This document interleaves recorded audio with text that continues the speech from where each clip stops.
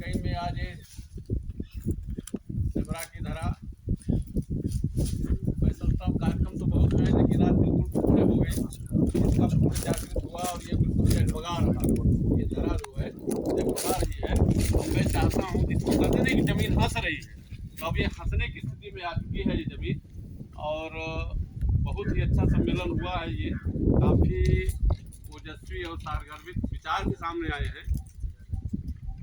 राष्ट्रीय अध्यक्ष के दायित्व होने के नाते मैं ये चाहूँगा, आप सबसे आग्रह करूँगा, अनुरोध करूँगा, आपके सबके अपने अपने विचार आवेश अच्छे हैं। जैसे कि जो नशे से रुकता है उसको बहिष्कृत कर दिया जाए, या समाज से वो दूसरी तरफ हो गया, दूसरी धारा में चला गया, उसको बहिष्कृत किया जाए। आज ये स्थिति है। आप थोड़ा और अपने बुजुर्गों की तरफ जाएंगे। एक समय ऐसा था कि जो समाज में थोड़ा सा भी गलती करता था, थोड़ी सी, उसको हटा दिया जाता, उसका पानी दाना सा छोड़ दिया जाता। फिर क्या हुआ, हम सब अलग अलग हो, उसका फायदा दूसरे धर्म वालों ने उठाया पैसे का प्रलोभन देके, और आज हम बद से बदतर स्थिति में आ गए। इसलिए हमको अपने मानसिकता को बहुत ही उदार रखना। हम ज्ञानवान हैं, तपस्यावान हैं, हम सब कर सकते हैं, लेकिन इन सब के साथ मुझे क्षमावान भी होना होगा, दयावान भी होना होगा। ये मानसिकता हमारी समानांतर रहनी चाहिए। हम जैसे विकास करें, जैसे एक पौधा चालू हो रहा है ना, दूसरा पौधा चालू हो रहा है, उसको रूंधने की भी व्यवस्था हमारी होनी चाहिए, बाड़ी बनाने की भी व्यवस्था हमारी होनी चाहिए। घर हमारा तब तक अधूरा है वास्तु के हिसाब से जब तक बाड़ी आप बाउंड्री का रूप ले रहे हैं, भव्यता अलग बात है, लेकिन उसको घेरा बनाना अलग बात है। वैसे ही समाज को अगर हमको बहुमुखी विकास अपने समाज का करना है, तो हर छोटी छोटी बातों पे भी ध्यान देना है। जो नई पीढ़ी आ रही है उसको तो हमें जागरूक करना है, उसको हमको संस्कार देना है, अपने गोकुल पद्धति के संस्कार देना है, ब्राह्मणत्व के निखार के लिए संस्कार देना है। संस्कार कहाँ से होगा? सबसे पहले सबके घर में सभी सूर्योदय से पहले नहा लें। हमारी बहन बेटियां जो हैं वो सूर्योदय से पहले नहा के भगवान जहाँ भी बनाए हैं उनके घर का जो भी होगा वहाँ स्नान करें, अपने रसोई घर में जाएं, चाय जो बेटी आती है वो नहा के दें, निश्चित रूप से बहुत अच्छा होगा। पहला लाइटर लगाएं, जिसके पास गए से लगभग सबके पास है, तो नहाने के बाद लगाएं। और एक बूंद देसी घी देने के बाद, अग्नि साक्षात देवता हैं हमारे यहाँ, अग्नि देवता हैं और साक्षात देवता हैं, उनको आप एक बूंद अगर दे दिए तो आपकी रसोई बहुत ही अच्छी रहेगी। जो भी पकवान बनाएंगे कोई एक्सीडेंट न होगा, जो भी पकवान बनाएंगे वो सब को सब बहुत अच्छे से लगेगा, और जो बच्चे या जो बूढ़े जो भी खाएंगे उनके विचार भी अच्छे आएंगे। अगर हम 8 बजे सो के जाएंगे, हमारे घर की बहू बेटियाँ 8 बजे सो के रसोई में जाएंगे और बेड टी बन ऐसे ही गर्म पानी दे देंगे पीने के लिए, गुनगुना पानी पीने की पहले से भी व्यवस्था थी, इस समय फैशन भी है, और वो बगैर नहाए देंगे तो निश्चित समझिए कि आपका संस्कार बिगड़ा हुआ है, कुछ नहीं होना है। तो शुरुआती बातें ये हैं, ये छोटी छोटी बातें जिसको अपने देखना है। ढेर सारी बातें सब ज्ञानवान हैं, सब समझते सुधार लेंगे। बच्चों के लिए तिलक की बात आप लोग सब कही रहे, करें सिर्फ हनुमान चालीसा, कुछ न करें, कुछ न करें। तुलसीदास जी ने लिख दिया है, भाव कुभाव अनख आलसहु, नाम जपत मंगल जस लहु। आप भाव से कहिए, कुभाव से कहिए, नशे में करिए, बिना नशे से करिए, लेकिन नाम लीजिए। जब नाम लेंगे तो निश्चित है आपका कल्याण होगा, उस जीव का कल्याण होगा, उस घर का कल्याण होगा, समाज का कल्याण होगा, जिसमें हनुमान चालीसा का नित्य पाठ समय पे हो रहा है, बिना समय पे हो रहा, हो तो रहा। ये महत्वपूर्ण, इसलिए सबको संजोइए, सबको बढ़ाइए, बच्चों को संस्कार दीजिए, वो आगे आएंगे, भव्यता आएगी। हम जहाँ है सब समेट के रहे, सब एक दूसरे के मिल के रहे। एक छोटी सी बात, अब क्षमावान में किस लिए कह रहा हूँ उसको भी ध्यान दीजिए, क्योंकि आपको भी गुस्सा आया, आपको गुस्सा आया, सबको गुस्सा आ रहा, हमको भी गुस्सा आता था। अब प्रयास करता हूँ कि नहीं आए। एक दायित्व तो बहुत बड़ी बात होती है, दायित्व आने पेड़ में फल लग जाता है तो नीचे आता है, दायित्व आने के बाद नुकसान स्वाभाविक रूप से कम हो गया। और उसके लिए मैं अखंड ब्राह्मण महासंभाग के संचालक संस्थापक को क्या कहते हैं धन्यवाद दूंगा, ज्ञापित करूंगा, क्योंकि अगर ये दायित्व न दिया तो शायद मैं भी किसी मामले काफी उद्योगित होता था। काफी प्रयास करता हूँ उद्योग न हो, क्रोध ही नहीं, क्रोध नहीं आएगा, निश्चित है कि अपने ठीक रहेंगे। और जैसा उन्होंने बताया ना, लाहार की क्या कहते हैं, ब्राह्मण समाज के सम्मेलन में मैं गया था एज राष्ट्रीय अध्यक्ष के नाते। यहाँ से गया था मैं वहाँ पे लाहौर जिला में, वहाँ बच्चों का जो हुआ काफी अच्छे ब्राह्मण लोग आए थे, जबकि यहाँ से अधिक ब्राह्मण वहाँ परेशान थे। वहाँ राजपूत जी विधायक हैं, वो जान बलने के ब्राह्मण 4 इकट्ठा हुए, तोड़ने का प्रयास करने लगे। कैसे अर्झा दूं? मैं कहा कोई बात नहीं, आप सब कोई हमारा नाम बताइएगा, दिल्ली से बताइए कि इनके वजह से आया हूँ मैं, कुछ भी होगा मैं सहने के लिए तैयार हूँ, तो चैलेंज देता हूँ, आना हो तो आ जाए सामने, सबके सामने मैं बोलने के लिए तैयार हूँ, उनसे निपटने के लिए तैयार हूँ। वो आए और तोड़े, देखे किसको तोड़ते हैं। बड़ी अच्छी भीड़ थी, एक्स विधायक लोग वहाँ थे, ब्राह्मण विधायक आए थे। उन्हें अभी ये भी कहा गया कि इससे अच्छा कार्य मैं कराऊंगा और आपको बुलाऊंगा, आपकी समिति अच्छा काम कर रही है, हम इसके साथ रहेंगे, तन मन धन से रहेंगे। वहाँ भी बात आई, मतलब तब शक्ति है तो शास्त्र है अगर हमारे पास, तो शास्त्र भी होना चाहिए। पिंड को लेना जानते हो, शास्त्र में है। वहाँ भी मैंने सबसे आग्रह किया, कहा भैया शक्ति रखिए लेकिन क्षमावान होइए। क्षमावान की ये मतलब नहीं है कि हमने आज आप तो एक बार बोले, 2 बार बोले, 3 बोले, कितना सा हूँ। मैं अपने साथ में, मेरा ख्याल हमारे कीर्तन में भागवत में वशिष्ठ जी की बात आती है। वशिष्ठ जी की क्षमावान में गणना है, और उनका लड़ाई किससे हुई थी? विश्वामित्र जी, वो ब्रह्मस्त्र उनको कहा करते थे। राजा से वो आए थे, राजर्ष और ब्रह्मस्त्र निकलवाना चाहते थे। राजर्ष ने सब कोई उनको ब्रह्मस्त्र मान लिया था, राजर्ष नहीं माना था, और इसके पीछे उनके 100 पुत्र, एक नहीं 100 पुत्र को उन्होंने मारा। कामधेनु गाय को प्रताड़ित किया। जिस समय कामधेनु गाय को प्रताड़ित कर रहे थे अपने और अपने सहयोगियों के साथ, कामदेव को त्रास आ रहा था, दया भी आ रही थी।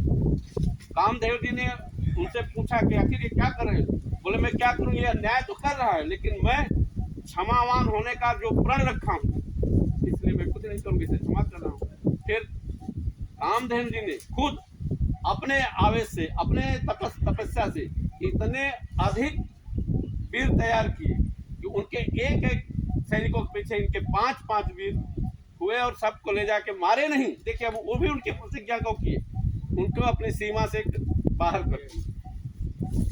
क्षमा किस ढंग से होना चाहिए, अपने को इतना उतावला नहीं होना चाहिए। मेरा सिर्फ इतना आप सबसे अनुरोध है, शक्ति रखिए अपने पास, शास्त्र रखिए अपने पास, लेकिन क्षमा जरूर होना चाहिए।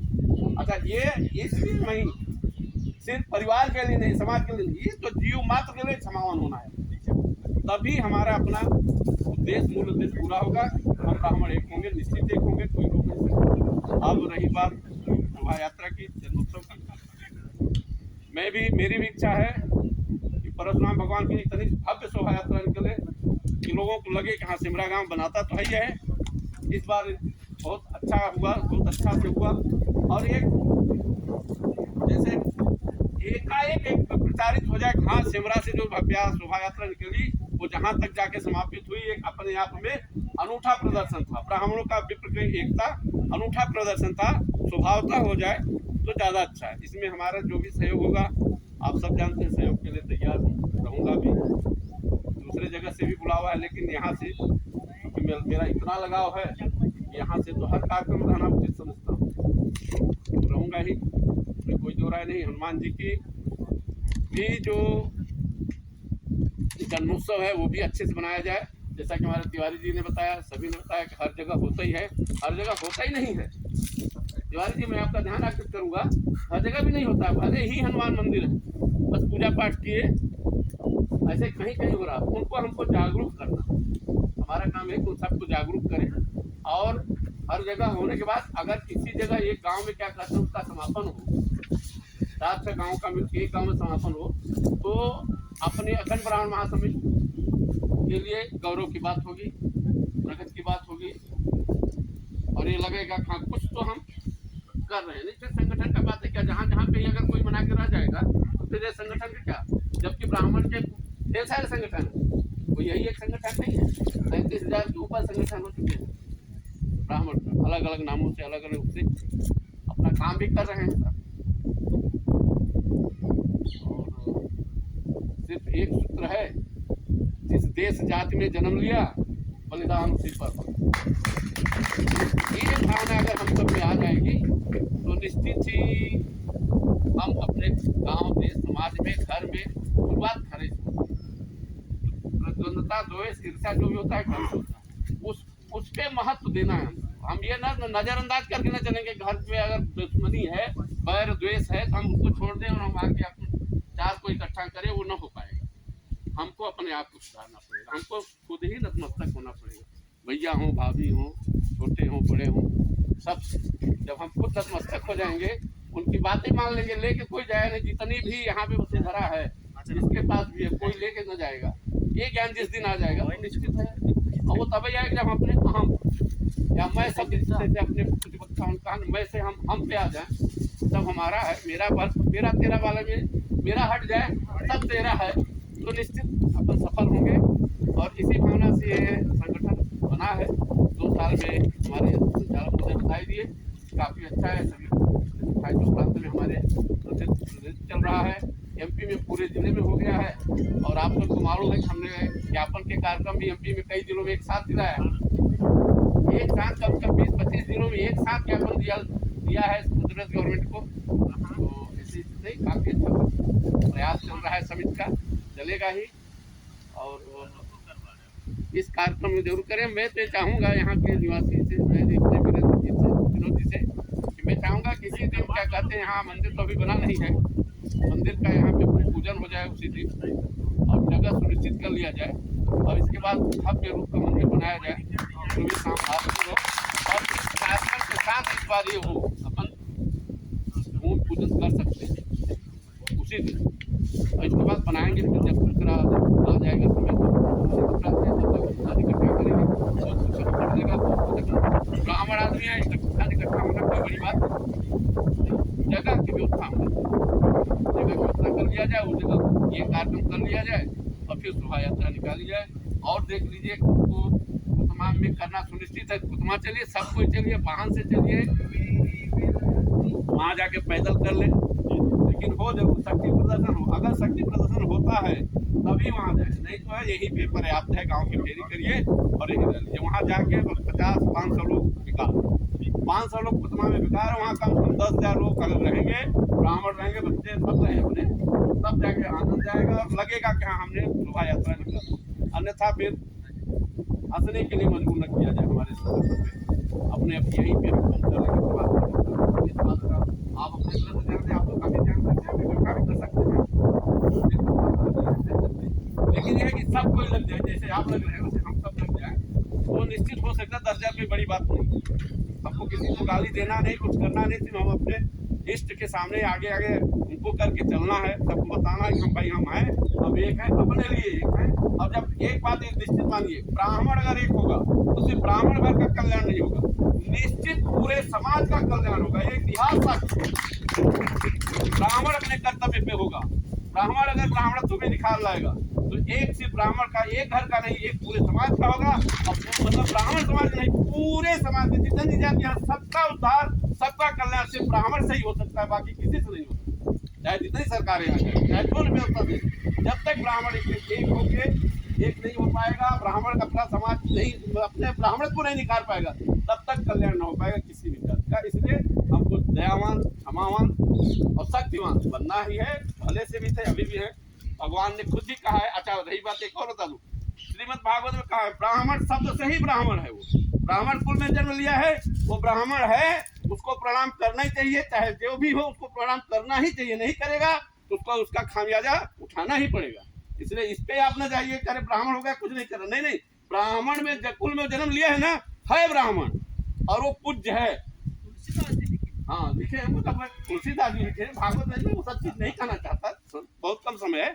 बस सबसे आग्रह है कि ये सब बातें अपने दिमाग में नहीं आना चाहिए। ब्राह्मण है, उसका सहयोग करना चाहिए, जितना हो सके करना चाहिए। सब अपने अपने सामर्थ्य के हिसाब से ही करेंगे। कुछ लीक से हट के करते हैं वो अलग बात है, लीक में ही रह के करिए भाई। जिनको नियम से हट के करने की क्षमता न हो, वो नियम में रह के करें। समय दे, 4 घंटे, 5 घंटे, 24 घंटे, 2 घंटे समय दे, वही सहयोग। इन्हीं सब भावनाओं के साथ भगवान परशुराम को प्रणाम करते हुए आप सब और अपने सबके उज्जवल भविष्य की कामना करते हैं।